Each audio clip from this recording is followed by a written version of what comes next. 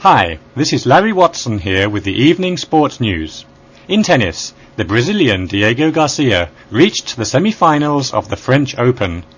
The 26-year-old from Sao Paulo, knocked out in the first round last year in Paris, managed to overcome the Swiss player Heinz Grüller in 4 sets. Garcia said he was delighted with his victory and put it down to having changed his coach last winter. The two Americans, Rod Langer and Brad Wilson, will play in the second semi-final tomorrow to decide who will play Garcia. We stay in France, where today the 5th stage of the Tour de France took place. The 74 cyclists have already entered the mountains, and the Italian Gianfranco Baresi took first place after a long, steep climb up to finishing line after 184 miles in the hot sun. Baresi now leads the Tour by over 6 minutes, and it will take something special to take the yellow jersey off him. Golf. And today was the first day's play in the IBM Open in Tennessee. Stormy weather played its part, and the players didn't tee off until around 2 o'clock in the afternoon. Once play did get underway, the Australian Mark Chappell played some superb shots and finished the day on 5 under par 67, 2 shots clear of Mark McGonigal from Scotland and the local boy Chav Connor.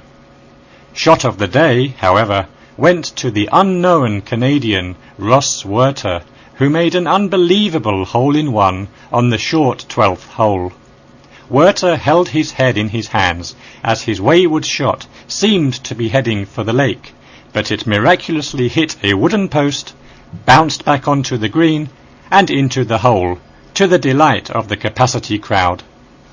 In Tokyo today, the final qualification for tomorrow's Japanese Grand Prix took place in rainy conditions.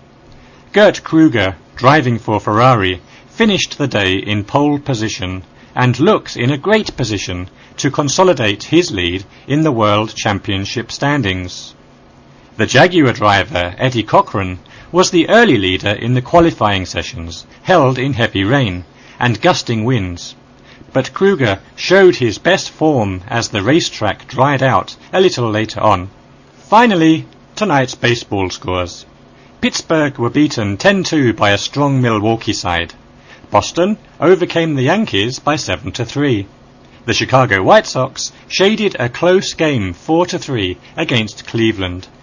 Tampa Bay came out on top 8-5 in Toronto, and Houston saw off St. Louis by 4-1.